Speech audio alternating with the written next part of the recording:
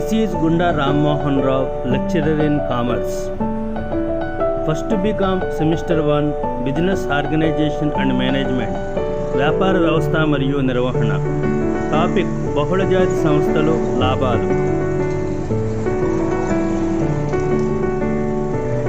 మరియు భారత ఆర్థిక వ్యవస్థ అభివృద్ధికి బహుళజాతి సంస్థలు చేసిన సేవలు. మరియు బహుళజాతి సంస్థల యొక్క లక్షణాలు, సమస్యలు.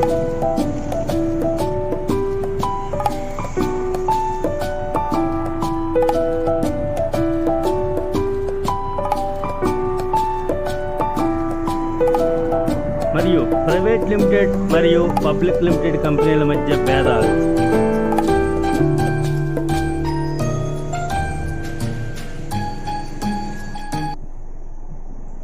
Dear students, how are you? ముందుగా మా యూట్యూబ్ ఛానల్ జిఆర్ఎం రావ్ ఈ లెర్నింగ్ సెంటర్కి స్వాగతం.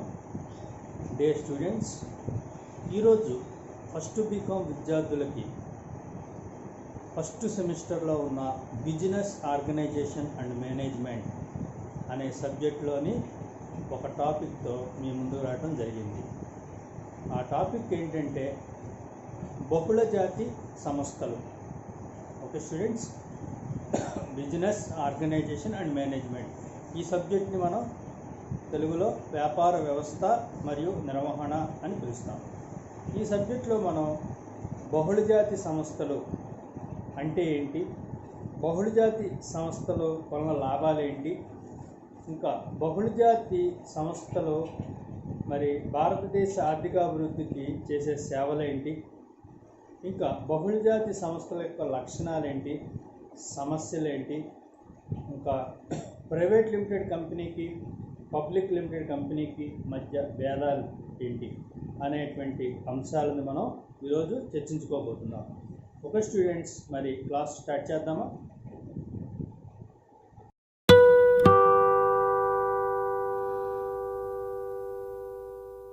ఓకే స్టూడెంట్స్, ఈరోజు క్లాస్లో మనం మరి బహుళజాతి సంస్థలు అంటే ఏంటి, ఇంకా బహుళజాతి సంస్థలకు సంబంధించిన వివిధ అంశాలను మనం చర్చించుకోబోతున్నాం. ఓకే స్టూడెంట్స్, మనం ఇది ఎప్పుడు వింటున్నాం ఈ మధ్యకాలంలో, మల్టీనేషనల్ కంపెనీస్ అనే మాట. మల్టీనేషనల్ కంపెనీస్నే మనం బహుళజాతి సంస్థలు అంటాం. అంటే ఏంటి అంటే అనేక దేశాలలో తమ కార్యకలాపాలను కొనసాగిస్తూ తన సొంత భూమి వెలుపల ఉత్పత్తి సేవల సదుపాయాలను కలిగి ఉండే సంస్థ లేదా కంపెనీని బహుళజాతి సంస్థగా మనం నిర్వచించవచ్చు. అనేక దేశాలలో తమ కార్యకలాపాలను కొనసాగిస్తూ తన సొంత భూమి వెలుపల ఉత్పత్తి సేవల సదుపాయాలను కలిగి ఉండేటువంటి సంస్థని లేదా కంపెనీని బహుళజాతి సంస్థగా నిర్వచించవచ్చు. మరి ఈ కంపెనీలని సూపర్ నేషనల్ లేదా ట్రాన్స్నేషనల్ కంపెనీలని కార్పొరేషన్లను కూడా పిలుస్తారు.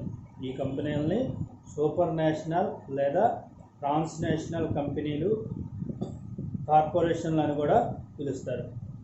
ఈ కంపెనీలు భూగోళ స్థాయిలో నిర్ణయాలు చేస్తాయి.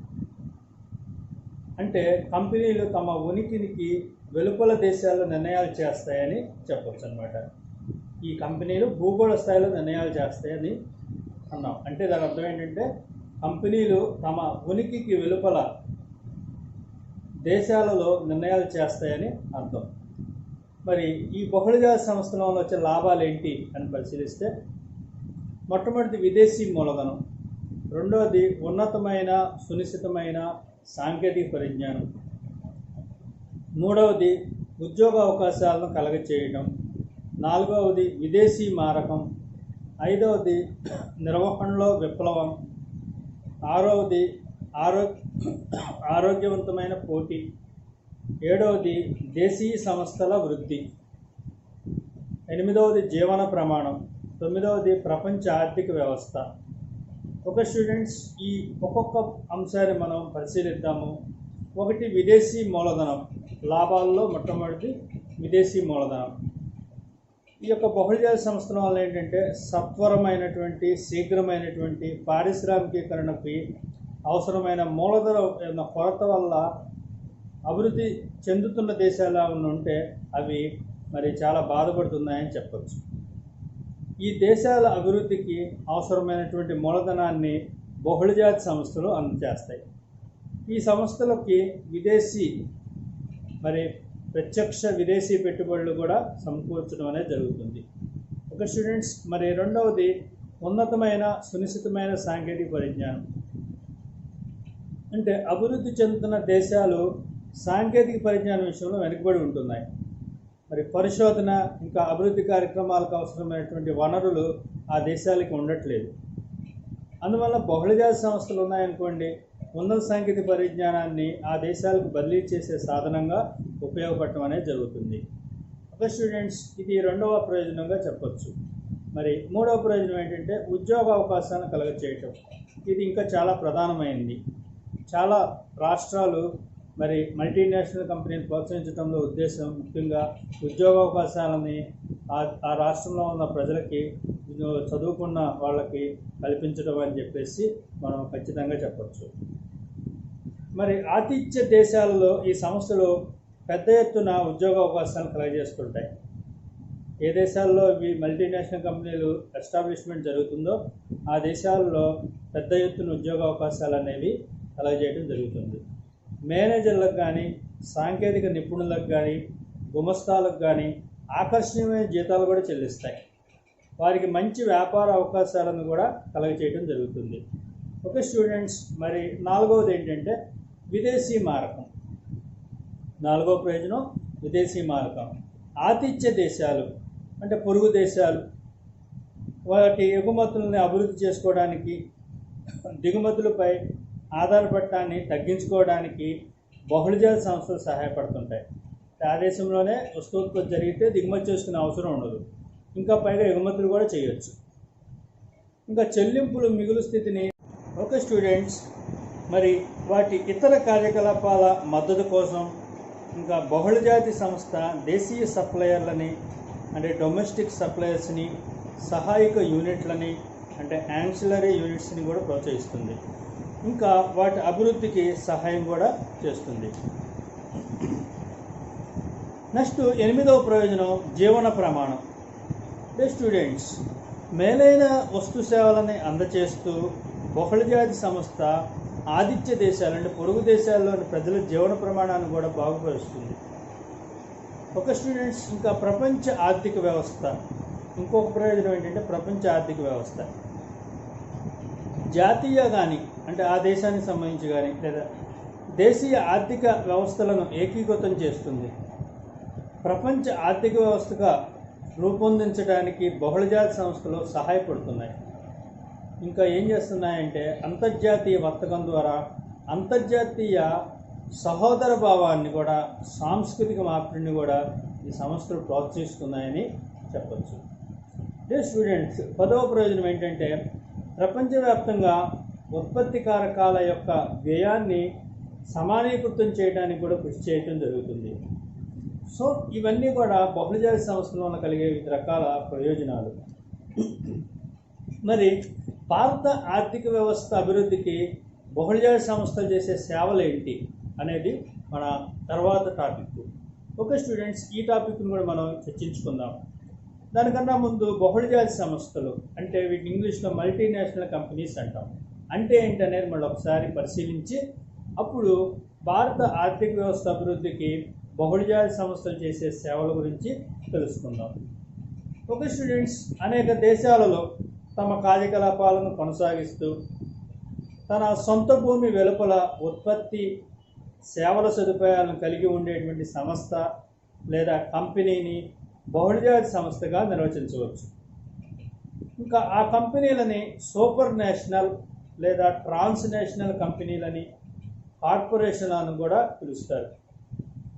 మరి ఆ కంపెనీలు భౌగోళిక స్థాయిలో నిర్ణయాలు చేయటం అనేది జరుగుతుంది. అనగా కంపెనీలు తన ఉనికిని వెలుపల దేశాల్లో నిర్ణయాలు చేస్తాయని చెప్పచ్చు. ఓకే స్టూడెంట్స్, మరి బహుళజాతి సంస్థలు 25 సంవత్సరాల క్రితమే ప్రారంభించబడినవి. ఇప్పుడు ప్రపంచం అంతా కూడా వ్యాపించాయి. అమెరికా ప్రపంచంలోకెల్లా గరిష్ట సంఖ్యలో బహుళజాతి సంస్థలు కలిగి ఉందని కూడా మనం చెప్పచ్చు. కొన్ని సంస్థలు కొన్ని తరహా వస్తువులనే ప్రత్యేకంగా ఉత్పత్తి చేస్తుంటే మరికొన్ని సంస్థలు మాత్రం వివిధ రకాల ఉత్పత్తులను ఉత్పత్తి చేస్తున్నాయి. కొన్ని ఒక తరహా వస్తువులను ఉత్పత్తి చేస్తున్నాయి, కొన్ని సంస్థలు అనేక రకాల వస్తువులను కూడా ఉత్పత్తి చేస్తున్నాయి. మరి భారతదేశంలో బహుళజాతి సంస్థలు కొనసాగే రంగాలు ఏమేమి ఉన్నాయి అనేది మనం పరిశీలిస్తే రసాయనాలు, విద్యుత్తు, యంత్రాలు, అల్యూమినియం, ఖనిజ ఉత్పత్తులు, ఔషధాలు, భారీ ఇంజనీరింగ్ సరుకులు, ఇంకా వినియోగదారుల సరుకులు, ఇవన్నీ కూడా భారతదేశంలో మరి బహుళజాతి సంస్థలు కొనసాగించేటువంటి వివిధ రంగాలని చెప్పచ్చు. ఇంకా అమెరికాకు చెందిన IBM, ఇది అమెరికాకు చెందిన, చాలామంది ఇందులో ఉద్యోగాలు రావాలని, ఇందులో చేస్తే ఒక ట్రెండ్గా గొప్పగా ఫీల్ అయ్యేటువంటి వ్యక్తులు చాలామంది ఉన్నారు. ఇంకా ఫిలిప్స్, అమెరికాకు చెందిన IBM, Philips, Unilever limited, DuPont, Siemens, Imperial, రసాయన పరిశ్రమలు బహుళజాతి సంస్థలకు ఉదాహరణగా చెప్పచ్చు. ఒక స్టూడెంట్స్, మరి బహుళజాతి సంస్థలు మరి ఏ మార్గాల్లో తమ కార్యకలాపాలు కొనసాగిస్తున్నాయి అని అంటే ఇప్పుడు చెప్పబోయేటువంటి మార్గాల్లో తమ కార్యకలాపాలను కొనసాగిస్తున్నాయని చెప్పచ్చు. ఒకటి ఏంటంటే సబ్సిడరీ కంపెనీలుగా కొనసాగిస్తున్నాయి, రెండవది బ్రాంచీల రూపంలో, మూడవది జాయింట్ వెంచర్ కంపెనీలు, నాలుగవది ఫ్రాంచైజ్ హోల్డర్లు, ఐదవది కీ ప్రాజెక్టులు. ఒక స్టూడెంట్స్ ఒక్కొక్కటి మనం పరిశీలిద్దాము. సబ్సిడరీ కంపెనీలు అంటే నేను బహుళజాతి సంస్థలు ఏ దేశాల్లో ప్రవేశించాలని అనుకుంటాయో ఆ దేశాలలో సబ్సిడరీ కంపెనీలుగా రూపొందడం ద్వారా మరి వాళ్ళ కార్యక్రమాలు అనేవి కొనసాగించడం జరుగుతుంది. మరి ముఖ్యమైన కంపెనీ సగం వాటాల కంటే ఎక్కువ వాటాలను పొందిందనుకోండి, మిగిలిన వాటాలను అక్కడ పబ్లిక్కి అమ్మటం అనేది జరుగుతుంది. సగం వాటాలు అంటే ఎక్కువ వాటాలని పొందుతుంది. ఏ కంపెనీ అయితే మరి అక్కడ పెట్టుబడి పెట్టాలనుకుంటుందో ఆ కంపెనీ సగం కంటే ఎక్కువ వాటాలను పొంది మిగిలిన వాటాలు మాత్రం అక్కడ ఉన్న పబ్లిక్కి అమ్మటం అనేది చేస్తుంది. ఒక బహుళజాతి సంస్థ డైరెక్టర్ల బోర్డు రూపొందించడం ద్వారా తన ఆధిపత్యాన్ని కూడా చాటుకుంటుంది. మరి హోల్డింగ్ కంపెనీ విధానాలు సబ్సిడరీ కంపెనీ ఇచ్చేనే అమలు చేయబడటం అనేది జరుగుతుంది. ఇంకా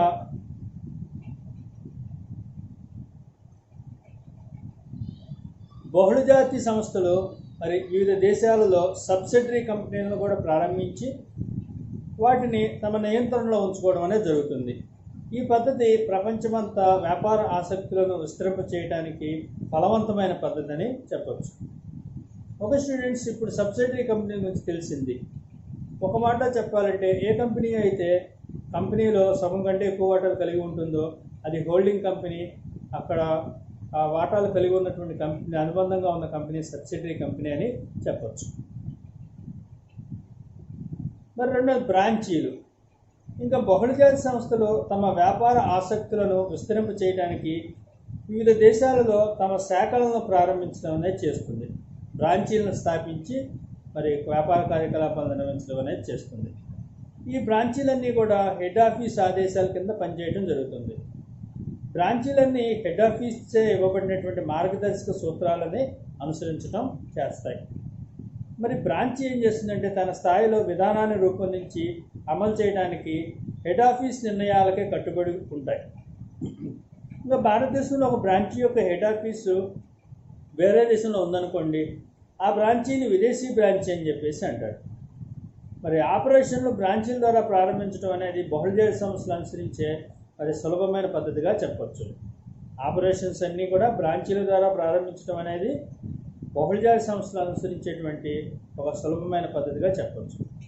మరి మూడవది జాయింట్ వెంచర్ కంపెనీలు. ఓకే స్టూడెంట్స్, ఈ పద్ధతిలో ఏంటంటే బహుళజాతి సంస్థలు వేరొక దేశంలోని కొన్ని కంపెనీలతో జాయింట్ వెంచర్లను రూపొందించుకోవటం, వాటి ద్వారా తమ వ్యాపారాన్ని విస్తృతపరచడం చేస్తాయి. మరి జాయింట్ వెంచరు ఒక ఉత్పత్తిని తయారు చేయుటకు బహుళజాతి సంస్థలు తయారు చేసినటువంటి ఉత్పత్తులని మార్కెట్ చేయుటకు ఏర్పడటం జరుగుతుంది. స్టూడెంట్స్, జాయింట్ వెంచర్ ఒక ఉత్పత్తిని తయారు చేయడానికి, ఇంకా బహుళజాతి సంస్థలు తయారు చేసిన ఉత్పత్తులను మార్కెట్ చేయడానికి కూడా ఏర్పడుతుంది. ఇది జాయింట్ వెంచర్గా ఏర్పడటం అనేది చెప్పవచ్చు. సాధారణంగా బహుళజాతి సంస్థలు తమ ప్రత్యేకత గాంచినటువంటి ఉత్పత్తులని ఉత్పత్తి చేయడానికి జాయింట్ వెంచర్లను ఏర్పాటు చేసుకోవడం జరుగుతుంది. ఓకే స్టూడెంట్స్, సాంకేతిక పరిజ్ఞానాన్ని కానీ ఇంకా నిర్వహణ అనుభవస్తులను బహుళజాతి సంస్థల చేతనే సరఫరా చేయడం అనేది జరుగుతుంది. రోజువారీ కార్యకలాపాలను సహభాగస్వామి కంపెనీలకి వదిలివేయడం కూడా జరుగుతుంది. మారుతి ఉద్యోగ్ ఆటోమొబైల్ రంగంలో జాయింట్ వెంచర్ స్థాపనకు ఉత్తమమైన ఉదాహరణగా చెప్పచ్చు. ఉమ్మడి వెంచర్కి చెందినటువంటి ఇరువురు కూడా సహభాగ సంస్థలు ఈక్విటీలో పాలు పంచుకోవడం జరుగుతుంది. ప్రాజెక్టు లాభాలను కూడా పంచుకుంటాయి. భారతదేశంలో సరళీకరణకి ముందు, లిబరలైజేషన్కి ముందు విదేశీ కంపెనీలు జాయింట్ వెంచర్ ద్వారానే ఇండియన్ మార్కెట్లో ప్రవేశించేవని కూడా చెప్పచ్చు. అయితే ప్రస్తుతం విదేశీ కంపెనీలు ఇండియాలో ప్రవేశించడానికి చాలా స్వేచ్ఛను పొందడం అనేది జరిగింది. ఓకే స్టూడెంట్స్, 4వది ఫ్రాంచైజ్ హోల్డరు. ఈ పద్ధతి కింద ఏంటంటే ఒక బహుళజాతి కంపెనీ ఇతర దేశాల్లోని కంపెనీలకి కొన్ని ఉత్పత్తులను ఉత్పత్తి చేయడానికి ఒక లైసెన్స్ని ఇవ్వడం జరుగుతుంది. లైసెన్స్ పొందినటువంటి సంస్థ ఫ్రాంచైజ్ అగ్రిమెంట్ కింద నిబంధనల ప్రకారం పనిచేస్తుంది. ఈ పద్ధతి కింద ఏంటంటే ఒక బహుళజాతి కంపెనీ ఇతర దేశాల్లోని కంపెనీలకి కొన్ని ఉత్పత్తులను ఉత్పత్తి చేయడానికి ఒక లైసెన్స్ని ఇస్తాయి. ఈ లైసెన్స్ పొందినటువంటి సంస్థ ఫ్రాంచైజ్ అగ్రిమెంట్ కింద నిబంధనల ప్రకారం పనిచేస్తుంది. ఫ్రాంచైజ్ హక్కును ఇచ్చినటువంటి విదేశీ కంపెనీకి పీరియాడికల్ చెల్లింపు చేయటం ద్వారా కానీ లేదా ఇరువురు ఆమోదించిన మరో రూపంలో కానీ పరిహారాన్ని పొందడం అనేది జరుగుతుంది. ఫ్రాంచైజ్ హక్కుని పొందిన సంస్థలు అగ్రిమెంట్లోని నిబంధనలను అతిక్రమించకూడదు. అగ్రిమెంట్ ఏవైతే రాస్తున్నారో అందులో ఏ నిబంధనలు అయితే రాస్తున్నారో వాటిని అతిక్రమించకూడదు. ఒకవేళ అతిక్రమిస్తే ఈ సౌకర్యాలన్నీ కూడా రద్దు చేయబడతాయి. ఇతర మార్కెట్లలో ప్రాచుర్యం ఉన్నటువంటి ఉత్పత్తులకి ఇంకా ఫ్రాంచైజ్ హోల్డర్ల గిరాకీ బాగా ఉన్న దేశాలలో ఈ విధమైన అగ్రిమెంట్ సాధారణంగా ఏర్పడుతుంటాయని మనం చెప్పచ్చు. 5వది కీ ప్రాజెక్టులు. కొన్ని సందర్భాల్లో బహుళజాతి సంస్థలు మొదటి నుండి ముఖ్యమైన ప్రాజెక్టులు పూర్తయ్యే వరకు కూడా ఆ ప్రాజెక్టులను కేటాయించడం అనేది జరుగుతుంది. ఈ బహుళజాతి సంస్థలు ఏంటంటే ప్రత్యేకత గడించిన రంగాలలోని ప్రాజెక్టులకు మాత్రమే ఇలా జరగటం అనేది ఉంటుంది. ఈ ప్రాజెక్టులని ఆయా బహుళజాతి కంపెనీల్లోని నిపుణులు మాత్రమే చేపట్టాలి. ఇంకా అభివృద్ధి చెందుతున్న దేశాల్లో అయితే అనేక రంగాల్లో అనుభవజ్ఞులైన సాంకేతిక నిపుణులు తగినంత మంది లేరు. ఈ రంగాల అభివృద్ధి అనేది ముఖ్యమైనది కాబట్టి ఆ ప్రాజెక్టులు బహుళజాతి కంపెనీలకే ఇవ్వబడతాయి. ఓకే స్టూడెంట్స్, ఇప్పుడు బహుళజాతి సంస్థలు భారతదేశంలో ఆర్థిక వ్యవస్థ అభివృద్ధి చెందడానికి తమ సేవలు ఎలా చేస్తున్నాయి, ఏ మార్గాల ద్వారా ఇక్కడ సంస్థలను స్థాపించి ఇక్కడ సంస్థలను నిర్వహించడం జరుగుతుంది, ఎలా ఆర్థిక వ్యవస్థ అభివృద్ధి చేయడానికి తమ వంతు కృషి చేస్తున్నాయో మనం తెలుసుకుందాం. ఇప్పుడు బహుళజాతి సంస్థల యొక్క లక్షణాలు, బహుళజాతి సంస్థల యొక్క సమస్యలు ఏంటో తెలుసుకుందాం. ఓకే స్టూడెంట్, ఫస్ట్ది ఏంటంటే ఒక దేశానికి ఎగుమతి చేయడం కంటే ఆ దేశంలో ఉత్పత్తి చేయడం వల్ల అధిక సామర్థ్యం, అధిక డిమాండ్ను పొందవచ్చు. ఎక్కడో దేశంలో తయారు చేసింది మనం దిగుమతి చేసుకోవటం చాలా శ్రమతో కూడిన పని. ప్రతిసారి మనం వాళ్ళ నుంచి అగ్రిమెంట్ చేసుకొని తీసుకురావాలి. అదే మన దేశంలోనే తయారు చేసుకుంటే ఆ యొక్క ఉత్పత్తిని సాధించుకోవచ్చు, ఇంకా డిమాండ్ని కూడా మనం పొందవచ్చు. రెండవది ఉత్పత్తి వ్యయాలు, అంటే కార్మిక వ్యయాలు కూడా తగ్గుతాయి. మూడవది ఇతర పోటీదారులు విదేశీ మార్కెట్లని చేజిక్కించుకోకుండా ఆ దేశాల్లో తమ వస్తువుల సరఫరా అనేది మెరుగుపరచడం అనేది జరుగుతుంది. ఇతర పోటీదారులు విదేశీ మార్కెట్లను చేజిక్కించుకోకుండా ఆ దేశాల్లో తమ వస్తువుల సరఫరాను మెరుగుపరచుకోవడానికి వీలవుతుంది. ఇది ఒక లక్షణంగా చెప్పవచ్చు. నాలుగవది ఆదాయాలలోని హెచ్చుతగ్గులను నివారించడానికి వస్తు వైవిధ్యాన్ని చేపట్టడం కూడా చేయొచ్చు. ఇంకా మార్కెట్, 5వ లక్షణం ఏంటంటే మార్కెట్లు విస్తరిస్తున్న మూలధనం లభ్యమవుతున్నటువంటి ఆ కాలంలో ఉత్పత్తి యూనిట్లను విదేశాలను నెలకొల్పి సాంకేతికపరమైన లాభాలను కూడా పొందవచ్చు. అదొక లక్షణంగా చెప్పవచ్చు.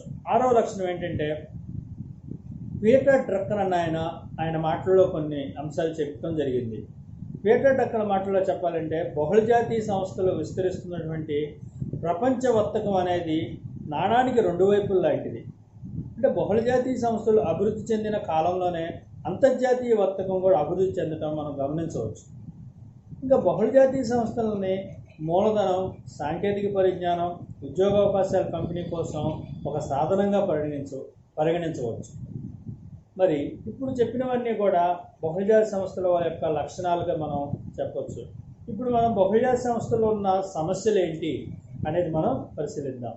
ఒకటి ఏంటంటే చట్టాలు, రెండవది మేధోమథన హక్కులు, మూడవది రాజకీయ ప్రమాదాలు, నాలుగవది స్థానిక వ్యాపారాలకు నష్టం, 5 సహజ వనరులు నష్టపోవుట, 6 సంపద పంపుట, 7 మూలధన బదిలీ. ఓకే స్టూడెంట్స్, ఒక్కొక్క దాన్ని మనం పరిశీలిద్దాము. ఒకటి చట్టాలు. మరి ఇతర కంపెనీల కన్నా బహుళజాతీయ సంస్థలు ఎన్నో చట్టాలు, నియంత్రణలకు లోబడి ఉంటాయి. ఇది ఒక సమస్యగా చెప్పవచ్చు. రెండవది మేధోమథన హక్కులు, అంటే స్థానిక సంస్థలకు సంబంధించిన మేధోమథన హక్కుల్లో లాంటి సమస్యలు బహుళజాతి సంస్థలకు ఏర్పడటం అనేది జరిగింది. మూడవది రాజకీయ ప్రమాదాలు. బహుళజాతీయ సంస్థలు తమ కార్యకలాపాలను ఎన్నో దేశాలలో విస్తరించడం జరుగుతుంది.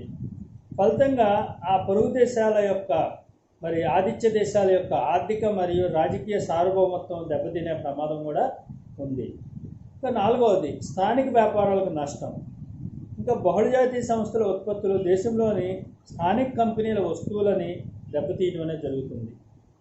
ఈ సంస్థలు ఆయా దేశాలలో ఏకస్వామ్యాలుగా మారటం వలన ఆయా దేశాల్లోని స్థానిక వ్యాపారాల మనుగడ అనేది దెబ్బతింటుంది. ఐదవది ఏంటంటే సహజ వనరులు నష్టపోవడం. బహుళజాతీయ సంస్థలు తాము ఆతిథ్యం తీసుకున్నటువంటి, అంటే ఏ దేశాల్లో అయితే వ్యాపారాలు పెట్టాయో ఆ దేశాల్లో గరిష్ట లాభాలు సంపాదించడానికి ఉపయోగించడం వలన ఆయా దేశాల సహజ వనరులు కూడా నష్టం ఏర్పడటం అనేది జరుగుతుంది. ఆరవది సంపద పంపుట. ఇంకా బహుళజాతీయ సంస్థలు వివిధ దేశాల్లో తమ కార్యకలాపాలని నిర్వహించడం చేస్తున్నాయి. అలా నిర్వహించడం వలన ఆయా దేశాలలో సంపాదించిన లాభాలని తమ దేశాలకు తరలించడం అనేది జరుగుతుంది. ఫలితంగా ఆతిథ్య దేశాల యొక్క సామర్థ్యం దెబ్బతింటుంది. ఏడవది ఏంటంటే మూలధన బదిలీ. ఆతిథ్య దేశం నుంచి ఇతర దేశాలకు మూలధన బదిలీ జరగటం వలన ఆతిథ్య దేశాలు ఎంతగానో నష్టపోతున్నాయి. ఓకే స్టూడెంట్స్, మనం ఇప్పుడు దాకా బహుళజాతి సంస్థలకు సంబంధించిన లక్షణాలు, సమస్యలు కూడా పరిశీలించాము. సో మనం ఇప్పుడు నెక్స్ట్ మన టాపిక్ ఏంటంటే ప్రైవేట్ లిమిటెడ్ కంపెనీకి, పబ్లిక్ లిమిటెడ్ కంపెనీకి మధ్య భేదాలు ఏంటనేది మనం తెలుసుకుందాం. ఓకే స్టూడెంట్స్, ప్రైవేట్ లిమిటెడ్ కంపెనీకి, పబ్లిక్ లిమిటెడ్ కంపెనీకి కొన్ని భేదాలు ఉన్నాయి. వ్యత్యాసం ఉన్న అంశం ఏంటి, ఆ వ్యత్యాసం ఏంటి అనేది మనం పరిశీలిద్దాం. ఓకే స్టూడెంట్స్, ఒకటి ఏంటంటే సభ్యుల సంఖ్య, రెండవది పరిచయ పత్రం, మూడవది వాటాల బదిలీ, 4 వ్యాపార ప్రారంభం, 5 డైరెక్టర్ల సంఖ్య, 6 శాసనాత్మక సమావేశం, 7 కనీసపు చందా, 8 కంపెనీ పేరు, 9 అర్హత వాటాలు, 10 డైరెక్టర్ల పదవీ విరమణ, 11 డైరెక్టర్ల వయోపరిమితి, 12 వార్షిక నివేదికను సమర్పించుట, 13 డైరెక్టర్ల అంగీకారం, 14 డైరెక్టర్ల పారితోషికం, 15 డైరెక్టర్లకు రుణాలు, 16 నియమావళి అవసరం, 17 తీర్మానం, 18 వాటాల జారీ, 19 కోరం. ఓకే స్టూడెంట్స్, ఈ యొక్క వ్యత్యాసం ఉన్న అంశాలు 19 ఉన్నాయి. ఒక్కొక్క అంశాన్ని మనం తీసుకొని ఏ వ్యత్యాసం ఉందనేది పరిశీలిద్దాం. ఒకటి సభ్యుల సంఖ్య. ప్రైవేట్ కంపెనీకి, పబ్లిక్ కంపెనీకి మనం పరిశీలిస్తున్నాం. ప్రైవేట్ కంపెనీకి కనీస సభ్యుల సంఖ్య 2 ఉండాలి, 2 ఉండాలి. గరిష్ట సభ్యుల సంఖ్య 200 ఉండొచ్చు. అదే పబ్లిక్ లిమిటెడ్ కంపెనీకి కనీస సభ్యుల సంఖ్య 7, గరిష్ట సభ్యుల సంఖ్యకి అన్లిమిటెడ్. రెండవది పరిచయ పత్రం. ప్రైవేట్ లిమిటెడ్ కంపెనీ అయితే పరిచయ పత్రాన్ని జారీ చేయకూడదు. పబ్లిక్ కంపెనీ అయితే పరిచయ పత్రాన్ని జారీ చేయవచ్చు. మూడవది వాటాల బదిలీ. ప్రైవేట్ లిమిటెడ్ కంపెనీ అయితే వాటాదారులు తమ వాటాలను బదిలీ చేయడానికి వీల్లేదు. అదే పబ్లిక్ లిమిటెడ్ కంపెనీ అయితే వాటాదారులు తమ వాటాలు స్వేచ్ఛగా బదిలీ చేసుకోవచ్చు. నాలుగవది వ్యాపార ప్రారంభం. మరి ప్రైవేట్ లిమిటెడ్ కంపెనీ అయితే నమోదు పత్రాన్ని పొందిన వెంటనే వ్యాపారాన్ని ప్రారంభించవచ్చు. కానీ పబ్లిక్ లిమిటెడ్ కంపెనీ అయితే వ్యాపార ప్రారంభ ధృవపత్రం పొందనిదే వ్యాపారాన్ని ప్రారంభించకూడదు. వ్యాపార ప్రారంభ ధృవపత్రం పొందిన తర్వాతే పబ్లిక్ లిమిటెడ్ కంపెనీ వ్యాపారాన్ని ప్రారంభించవచ్చు. 5వది డైరెక్టర్ల సంఖ్య. మరి ప్రైవేట్ లిమిటెడ్ కంపెనీకి డైరెక్టర్లు కనీసపు సంఖ్య 2. అదే పబ్లిక్ లిమిటెడ్ కంపెనీకి డైరెక్టర్ల సంఖ్య 3గా చెప్పవచ్చు. కనీస డైరెక్టర్లు 3 ఉండాలి. 6వది ఏంటంటే శాసనాత్మక సమావేశం. ప్రైవేట్ లిమిటెడ్ కంపెనీ శాసనాత్మక సమావేశాన్ని ఏర్పాటు చేయవలసిన అవసరం లేదు. అదే పబ్లిక్ లిమిటెడ్ కంపెనీ అయితే శాసనాత్మక సమావేశాన్ని తప్పనిసరిగా ఏర్పాటు చేయాలి. 7వది ఏంటంటే కనీసపు చందా. ప్రైవేట్ లిమిటెడ్ కంపెనీ కనీసపు చందాతో నిమిత్తం లేకుండానే వాటాలను కేటాయించవచ్చు. అది పబ్లిక్ లిమిటెడ్ కంపెనీ అయితే కనీసపు చందా నిర్ణీత సమయంలో రాలేదనుకోండి, వాటాలను కేటాయించకూడదు. నెక్స్ట్ కంపెనీ పేరు. 8వది కంపెనీ పేరు. ప్రైవేట్ లిమిటెడ్ కంపెనీ పేరు చివర ప్రైవేట్ లిమిటెడ్ అనే ఉండాలి. తప్పనిసరిగా ప్రైవేట్ లిమిటెడ్ అని ఉండాలి. అదే పబ్లిక్ లిమిటెడ్ కంపెనీ అయితే కంపెనీ పేరు చివర లిమిటెడ్ అనే పదం మాత్రమే ఉంటే సరిపోతుంది. 9వది అర్హత వాటాలు. మరి డైరెక్టర్లుగా ప్రైవేట్ లిమిటెడ్ కంపెనీలో డైరెక్టర్లుగా ఉండటానికి అర్హత వాటాలు అనేవి అవసరం లేదు. అదే పబ్లిక్ లిమిటెడ్ కంపెనీలో డైరెక్టర్లుగా ఉండటానికి మరి అర్హత వాటాలు అనేది అవసరం. 10వది ఏంటంటే డైరెక్టర్ల పదవీ విరమణ. మరి ప్రైవేట్ లిమిటెడ్ కంపెనీలో డైరెక్టర్లు రొటేషన్ పద్ధతిలో విరమణ చేయవలసిన అవసరం లేదు. కానీ పబ్లిక్ లిమిటెడ్ కంపెనీలో ఏటా 3వ వంతు డైరెక్టర్లు రొటేషన్ పద్ధతిలో పదవీ విరమణ చేయాల్సిన అవసరం ఉంటుంది. 11వది మరి డైరెక్టర్ల వయోపరిమితి. ప్రైవేట్ లిమిటెడ్ కంపెనీలో డైరెక్టర్గా నియమితులయ్యేందుకు వయోపరిమితి లేదు. కానీ పబ్లిక్ లిమిటెడ్ కంపెనీలో డైరెక్టర్ల వయోపరిమితికి 65 సంవత్సరములు.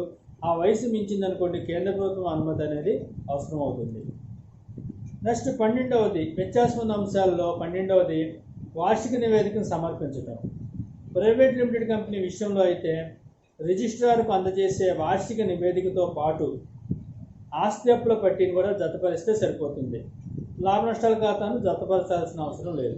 అదే పబ్లిక్ లిమిటెడ్ కంపెనీలో అయితే వార్షిక నివేదికతో పాటు ఆస్తి అప్పుల పట్టిని లాభ నష్టాల ఖాతాను కూడా తప్పనిసరిగా జతపరచాలి. ఓకే స్టూడెంట్స్, మరి 13వ అంశం ఏంటంటే డైరెక్టర్ల అంగీకారం. ప్రైవేట్ లిమిటెడ్ కంపెనీ నమోదు చేయడానికి డైరెక్టర్ల యొక్క లిఖితపూర్వకమైన అంగీకారం రిజిస్ట్రార్కు పంపించాల్సిన అవసరం లేదు. అదే పబ్లిక్ లిమిటెడ్ కంపెనీలో అయితే పబ్లిక్ లిమిటెడ్ కంపెనీ నమోదుకి డైరెక్టర్ల యొక్క లిఖితపూర్వక అంగీకార పత్రం అనేది రిజిస్ట్రార్కు పంపించాలి. ఓకే స్టూడెంట్స్, 14వది డైరెక్టర్ల పారితోషికం. మరి డైరెక్టర్లకు ప్రైవేట్ లిమిటెడ్ కంపెనీలో అయితే డైరెక్టర్లకు ఇతర నిర్వహణాధికారులకు ఎంతైనా పారితోషికం ఇవ్వచ్చు. అదే పబ్లిక్ లిమిటెడ్ కంపెనీలో అయితే మరి నికర లాభంలో 11% మించి డైరెక్టర్లకి పారితోషికం ఇవ్వరాదు. నికర లాభంలో 11% మించి పబ్లిక్ లిమిటెడ్ కంపెనీలో డైరెక్టర్లకి పారితోషికాలు ఇవ్వకూడదు. ఓకే స్టూడెంట్స్, నెక్స్ట్ 15వది డైరెక్టర్లకు రుణాలు. మరి ప్రైవేట్ లిమిటెడ్ కంపెనీ అయితే డైరెక్టర్లకు కేంద్ర ప్రభుత్వం అనుమతి లేకుండా రుణాలు ఇవ్వవచ్చు. అదే పబ్లిక్ లిమిటెడ్ కంపెనీ అయితే కేంద్ర ప్రభుత్వం అనుమతి లేకుండా డైరెక్టర్కు రుణాలు ఇవ్వరాదు. 16వది ఏంటంటే నియమావళి అవసరం. ప్రైవేట్ లిమిటెడ్ కంపెనీ విషయంలో నియమావళిని తయారు చేసి తప్పనిసరిగా రిజిస్ట్రార్కు దాఖలు చేయాలి. మరి పబ్లిక్ లిమిటెడ్ కంపెనీ అయితే నియమావళిని తయారు చేసి రిజిస్ట్రార్కు దాఖలు చేయవలసిన అవసరం లేదు. కంపెనీల చట్టంలో నిబంధన ఏని నియమావళిగా ఉపయోగించుకోవచ్చు. నెక్స్ట్ 17వ తీర్మానం. ప్రైవేట్ లిమిటెడ్ కంపెనీలో అయితే అందరి డైరెక్టర్లు ఎన్నికకు ఒకే తీర్మానం చేయొచ్చు.